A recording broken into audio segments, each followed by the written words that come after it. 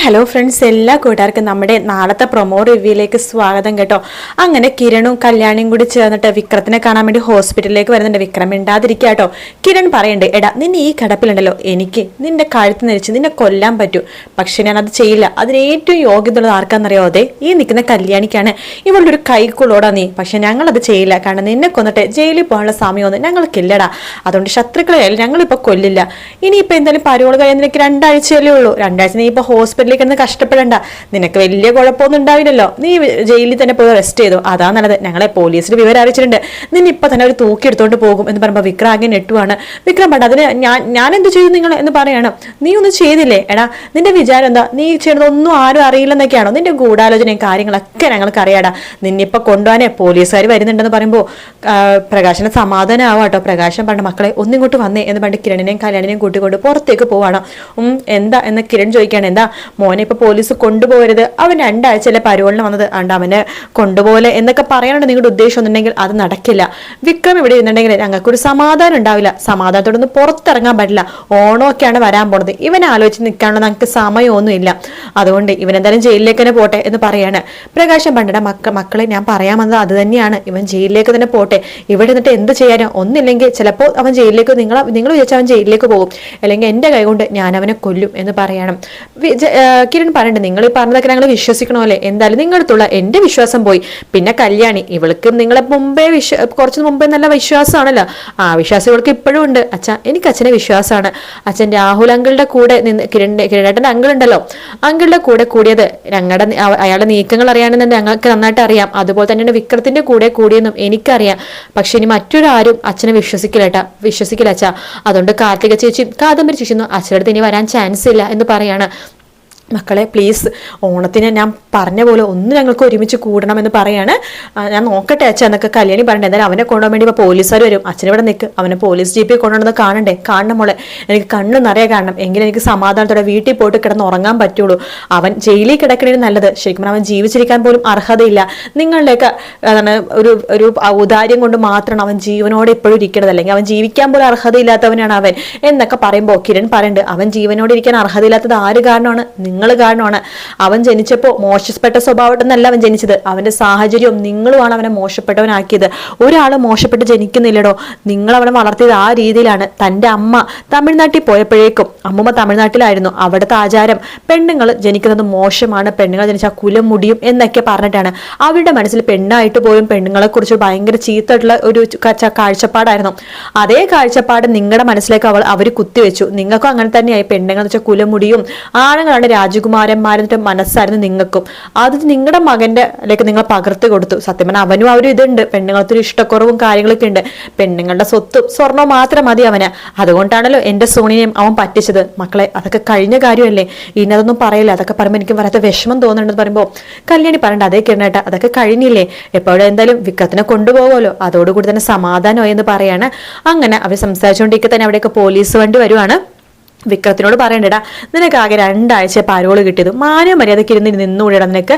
ഞങ്ങൾക്കറിയായിരുന്നു നീ ഉടനെ തന്നെ ജയിലിലേക്ക് വരുമെന്ന്. നിന്റെ കൂട്ടുകാരില്ലേ രാഹുലും ഗംഗപ്രസാദും, നിന്നെ കാത്തവിടെ ഇരിക്കുന്നിടാ, വാ ജയിലിലേക്ക് വാ. അയ്യോ ഞാൻ വരില്ല സാറേ, ഞാനൊരു തെറ്റും ചെയ്തിട്ടില്ല സാറേ എന്നൊക്കെ വിക്രം പറയുന്നുണ്ടെങ്കിൽ പോലീസ് പറയണ്ടില്ലടാ, ഇനി നിനക്ക് അതൊന്നും പറഞ്ഞ് രക്ഷപ്പെടാൻ പറ്റില്ല, മര്യാദയ്ക്ക് വരാൻ നോക്ക് എന്ന് പറഞ്ഞിട്ട് വിക്രത്തെ തൂക്കിയെടുത്തിട്ട് ജയിലിലേക്ക് വിടട്ടെ. വിക്രം അങ്ങനെ ചമ്മി നാണം കെട്ടു പോവാണ്. പ്രകാശിന് ഭയങ്കര സമാധാനമാണ്. കാരണം തൻ്റെ മോൻ കാരണം പെൺമക്കൾക്ക് ഒരു വരില്ലല്ലോ എന്നാണ് നമ്മുടെ പ്രകാശന സമാധാനം ആവുന്നുണ്ട്. അങ്ങനെ കിരണും കല്യാണി തിരിച്ച് വീട്ടിലേക്ക് പോകുന്നുണ്ട്. അതേസമയം മനോഹറാണെന്നുണ്ടെങ്കിൽ ഒന്നും അറിയാത്ത പോലെ സരയുവിന്റെ അടുത്തേക്ക് പോവാണ്. സരയു ഒന്നറിയാത്ത പോലെ നിൽക്കട്ടെ, രണ്ടുപേരും തകർത്ത് അഭിനയിക്കുകയാണ്. മനോഹറിനറിയാം സരയു സത്യങ്ങളൊക്കെ മനസ്സിലാക്കുന്നത്. സരയുവിനിട്ട് 2 അടി കൊടുത്തിട്ട് അവിടുന്ന് പോകാൻ വേണ്ടിയിട്ടാണ് മനോഹർ വന്നത്. ശരിക്കും പറഞ്ഞാൽ മനോഹറിന് ജീവനിൽ കൊതിയുണ്ടെങ്കിൽ അവൾ സത്യം മനസ്സിലായ സ്ഥിതിക്ക് അവിടുന്ന് രക്ഷപ്പെട്ടാൽ മതിയായിരുന്നു. പക്ഷെ മനോഹർ അത് ചോദിക്കാൻ വേണ്ടി നാളെ സരയുവിന്റെ അടുത്തേക്ക് വരുന്നുണ്ട്. സരയുവിനോട് വീട്ടിലെത്തുമ്പോൾ സരയുവിനോട് ചോദിക്കണ്ടേ, അല്ല സരയു നിനക്ക് ആകെ ഒരു ക്ഷീണമുണ്ടല്ലോ, നീ ഭക്ഷണമൊന്നും കഴിക്കാറില്ലേ? ഞാൻ കഴിക്കാണ്ട് മനുവേട്ട, എനിക്കൊരു കുഴപ്പമില്ലല്ലോ. നിനക്ക് എന്തൊക്കെയോ കുഴപ്പമുണ്ട്, ഭക്ഷണമൊന്നും കഴിക്കാത്ത പോലെ തോന്നുക, നീ ആകെ ക്ഷീണിച്ചു പോയി മോളു. എനിക്ക് കുഴപ്പമൊന്നുമില്ല മനുവേട്ട എന്ന് സരയെ വീണ്ടും പറയാണ്. ഇല്ല മോളു, ഞാൻ നിന്നെ ഇന്നും ഇന്നലെയും കാണാൻ തുടങ്ങിയതല്ലോ എന്നൊക്കെ പറഞ്ഞ് സംസാരിക്കുകയാണ്. സരയും ഇല്ല മനുവേട്ട, എനിക്ക് മനുവേട്ടനാണ് ക്ഷീണം പോലെ തോന്നുക, മനുവേട്ടന് ഉള്ളിൽ എന്തോ വിഷമമുള്ള പോലെ എനിക്ക് തോന്നുന്നുണ്ട് എന്ന് പറയുമ്പോഴേക്കും എനിക്ക് ഒരു വിഷമമില്ല മോളു എന്ന് പറയണം. എന്താ മനുവേട്ടനെ കുടിക്കാൻ ചായ എടുക്കട്ടെ? ആ എടുത്തോളൂ എന്ന് പറയാണ്. അങ്ങനെ സരിയു നിലത്തേക്ക് ഇങ്ങനെ പോവുകട്ടെ. മനോഹർ മനസ്സിൽ വിചാരിക്കണം, ചായ എടുക്കാൻ പോയിട്ട് വല്ല വിഷവും കലക്കാനായിട്ടേക്ക് വന്നത്, അവൾക്കിട്ടൊരു പണി കൊടുക്കണമല്ലോ. ഇവളുടെ കുറച്ച് സ്വർണ്ണം കൂടി ഇവിടെ എവിടെയോ ഉണ്ടാകും, അതൊക്കെ എടുത്തിട്ട് ഇവിടെ നിന്ന് എങ്ങനെയെങ്കിലൊക്കെ മുങ്ങണം എന്നൊക്കെ പറഞ്ഞിട്ട് മനോഹർ അവിടെ അങ്ങനെ നിൽക്കുക കേട്ടോ. അതേസമയം സരിയു ചായ എടുക്കാൻ പോണ തക്കത്തിൽ പോണത് ആ വടി എടുക്കാൻ വേണ്ടിയാണ് മനോഹറിന്റെ തല അടിച്ച് പൊട്ടിക്കാനായിട്ട്. അങ്ങനെ മനോഹർ തല അടിച്ച് പൊട്ടിക്കുന്ന ഭാഗം നാളത്തെ എപ്പിസോഡിൽ ലാസ്റ്റോട് കൂടി തന്നെയാണ് കേട്ടോ കാണിക്കുന്നത്. ലാസ്റ്റോട് കൂടി തന്നെ മനോഹറിന്റെ ആ ഒരു തല അടിച്ചു പൊട്ടിക്കുന്ന ഭാഗവും മനോഹർ മരിക്കുന്ന ഭാഗവും കാണാൻ സാധിക്കും. ശേഷം സരിയു ജയിലിലേക്ക്, അല്ലാന്നുണ്ടെങ്കിൽ സരിയു നേരെ പോകാൻ പോകുന്നത് നമ്മുടെ മെന്റൽ ഹോസ്പിറ്റലിലേക്കാണ്. എന്തായാലും സരിയുവിന്റെ ജീവിതം തീർന്നു. അതുപോലെ തന്നെ മനോഹർ ഇത്രയും നാൾ ഒരുപാട് പെമ്പിള്ളേരെ പറ്റിച്ച മനോഹറിനും അവസാനം വരുവാണ്. മനോഹർ അവസാനം സരിയുവിന്റെ കൈ കൊണ്ട് തന്നെ മരിക്കുക കേട്ടോ. പിന്നെ മരിയ സത്യങ്ങളൊക്കെ അറിയുന്നുണ്ട്. കിരണും കല്യാണിയുടെ ആ ഒരു സ്ഥലത്ത് അവിടത്തേക്ക് മനോഹർ മരിയ വരുന്നുണ്ട്. മരിയ വന്നിട്ട് ഇങ്ങനെ എന്താണ് ഈ കാര്യങ്ങളൊക്കെ അവരോട് സംസാരിക്കുകയാണ്. മനോഹർ മരിച്ചു കഴിയുമ്പോഴേക്കും എൻ്റെ വുഡ്ബി ഇങ്ങനെ മരിച്ചു പോയി, കുറച്ച് പ്രശ്നങ്ങളൊക്കെ ഉണ്ടായിരുന്നു പറയുമ്പോഴാണ് കിരണും കല്യാണിയും ചോദിക്കുന്നില്ല മേഡത്തിന് വുഡ്ബിയുടെ പേര് എന്താണ്, മേഡത്തിന് വുഡ്ബി എന്താ ചെയ്യണമെന്ന് ചോദിക്കുമ്പോൾ അവൻ അമേരിക്കയിലേക്ക് ഒരു ബിസിനസ്സുകാരനായിരുന്നു, അവൻ്റെ പേര് മനോഹർ എന്നാണെന്ന് പറയുമ്പോൾ കിരണനും കണിക്ക് ചിരി വരും കേട്ടോ. ആര്, മനോഹറാണോ? അതെ. അല്ല മേഡം നിയമപരമായിട്ട് വിവാഹം രജിസ്റ്റർ ചെയ്തായിരുന്നോ എന്ന് കിരൺ ചോദിക്കുമ്പോൾ ഇല്ല, ജസ്റ്റ് ഒരു കപ്പളുടെ മുമ്പിൽ വെച്ചിട്ട് മാത്രം താലി കെട്ടി, അത്രയേ ഉള്ളൂ എന്ന് പറയണമെങ്കിൽ മേഡം രക്ഷപ്പെട്ടു എന്ന് കൂട്ടിയാൽ മതി. എന്താ നിങ്ങൾ അങ്ങനെ പറഞ്ഞു ചോദിക്കുമ്പോൾ ഈ പറഞ്ഞ മനോഹറിനെ ഞങ്ങൾക്ക് വർഷങ്ങളായിട്ട് അറിയാം. അവനെ മേഡം മാത്രമല്ല ഭാര്യയായിട്ടുള്ളത്, ഒരുപാട് പെണ്ണുങ്ങൾ ഭാര്യയായിട്ടുണ്ട്. ഭാര്യ മാത്രമല്ല, അവനെ പോലും എണ്ണിയാ തീരാത്തത്ര പിള്ളേരും അവനുണ്ട്. ഞാനിതൊന്നും വിശ്വസിക്കില്ല എന്ന് പറയുമ്പോഴേക്കും മേഡം വിശ്വസിച്ചേ പറ്റൂ. മേഡത്തിന് എത്ര തെളിവ് വേണം പറ, എത്ര പേരുടെ തെളിവ് വേണം?